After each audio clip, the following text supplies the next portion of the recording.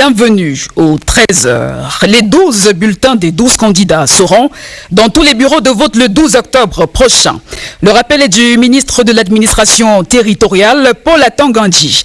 C'était cette mi-journée au cours de la réunion de sécurité et d'évaluation des préparatifs du scrutin présidentiel avec les autorités administratives du littoral.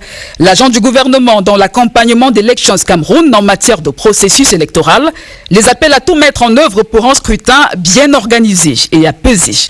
Constance Zeu est l'envoyé spécial de la CRTV à Douala.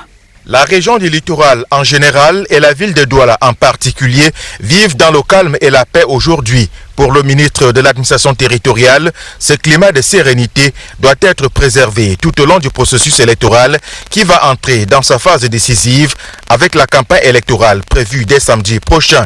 Au cours de la réunion de sécurité et d'évaluation des dispositions prises pour un scrutin bien organisé, Paul Atangandji a appelé les autorités administratives de la région ainsi que les forces de défense et de sécurité à être encore plus vigilantes car l'ennemi ne dort jamais pour une élection présidentielle transparente, crédible et dans un environnement apaisé dans le littoral. Afin d'éviter de semer la confusion dans les esprits des Camerounais, l'agent du gouvernement dans l'accompagnement d'Elections Cameroun, organe indépendant en matière électorale, a rappelé que les bulletins de vote des 12 candidats déjà imprimés devront être disponibles dans tous les bureaux de vote pour que les électeurs puissent choisir librement leur président de la République. Pour éviter une autre confusion, et ça les autorités administratives doivent y veiller. Il y a 12 candidats qui ne prendront pas à l'élection présidentielle. Il y aura 12 bulletins de vote dans chaque bureau de vote qui représentent les 12 candidats. J'entends parler des alliances contre nature, tantôt candidat consensuel ou candidat unique.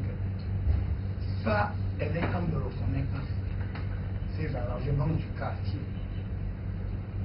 Pour ceux qui avaient l'intention de désister, il aurait fallu le faire avant l'impression des bulletins de vote. Dès lors que LNCAM a déjà imprimé les bulletins de vote, et c'est le cas pour le moment, LNCAM a imprimé 12 bulletins de vote qui représentent chacun des 12 candidats qui prennent part à cette élection présidentielle. Donc si dans votre chambre, vous dites que j'ai démissionné, je soutiens tel ou tel candidat, elle est comme c'est irresponsable.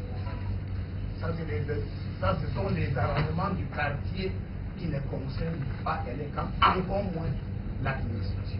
Aucun désordre ne doit être toléré dans la capitale économique où les leaders politiques et surtout les candidats vont se bousculer pour vendre leur offre politique. C'est un ministre de l'administration territoriale satisfait sur la situation sécuritaire du littoral qui termine la 4e étape de sa tournée nationale en vue de s'assurer de la qualité des préparatifs de la mère des élections au Cameroun. Douala, Christian Bessigui, Constance Zeu, CRTV. Seul le ministre de l'administration territoriale est habilité à accorder des accréditations aux observateurs pour l'élection présidentielle. La précision du MINAT vaut son pesant d'or à quelques jours du début de la campagne électorale. Je vous propose d'écouter Paul Atangandji. Il s'exprime dans un extrait de discours sélectionné par Constance Zeu, notre envoyé spécial.